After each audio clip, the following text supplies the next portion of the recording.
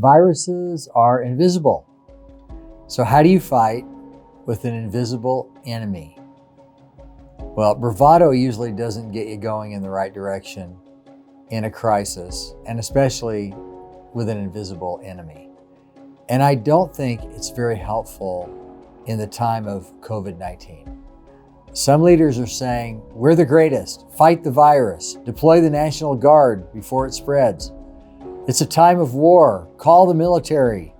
We're going to lick it, we're the greatest country in the world, and we'll be greater than ever when we get on the other side. So everybody, please stop working and go home. The New York governor, Andrew Cuomo, recently reported that the declining COVID-19 deaths were down because we brought the number down. God did not do that. Faith did not do that. That's exactly what he said. I can't help but think, he who sits in heaven laughs. That's Psalm 2, verse 4. But here's a principle to live by. Overreacting sweeps you over the edge and into unbiblical thinking. What we need now is biblical thinking. And let's not forget fundamental truths about God and his creation. Plague spreads covertly. When someone is contagious, much of the time, they don't know it and you don't know it. For a time, it lurks and spreads in silence. God has ordered the biological world, and he wired our bodies to catch and transmit disease to others and not even know it. This is God's wisdom. This is God's love. We're often exposed to disease, perhaps every day. We don't know who is contagious unless they are manifesting symptoms.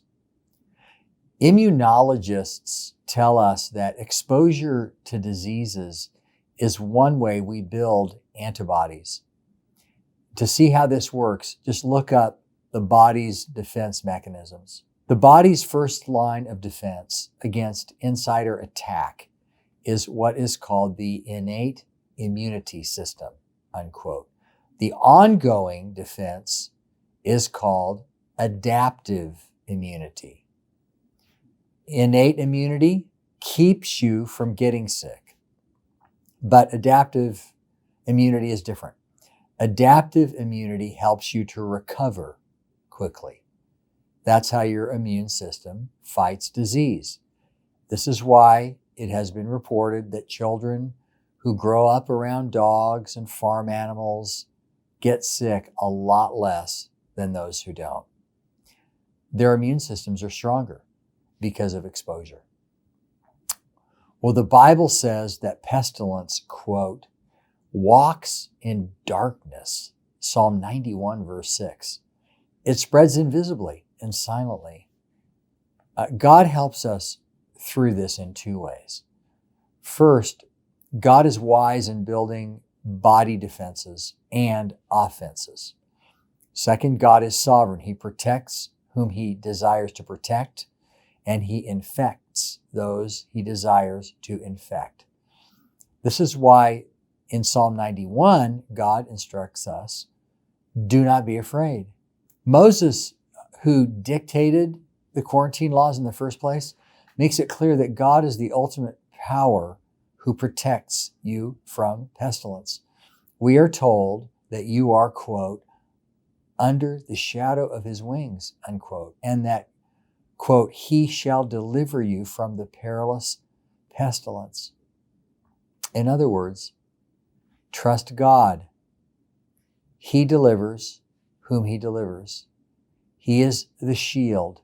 He is the protector. Thousands may die at your side, but God is looking out for you. Albert Barnes, the commentator, explains it like this. God can prevent its coming upon you, or he can save you from its ravages while others are dying around you. This promise is not to be understood as absolute, as meaning that no one who fears God will ever fall by the pestilence. For good people do die at such times as well as bad people. But the idea is that God can preserve us at such a time, and as a great law, He will be thus the protector of those who trust Him." Unquote. Well, Barnes is just explaining that God protects, but He does not guarantee immunity from disease. So don't worry. Take biblical precautions, assess the severity of your situation, and find peace in the knowledge that God is the ruler of the viruses. He gives it to whoever needs it for their benefit and for His glory.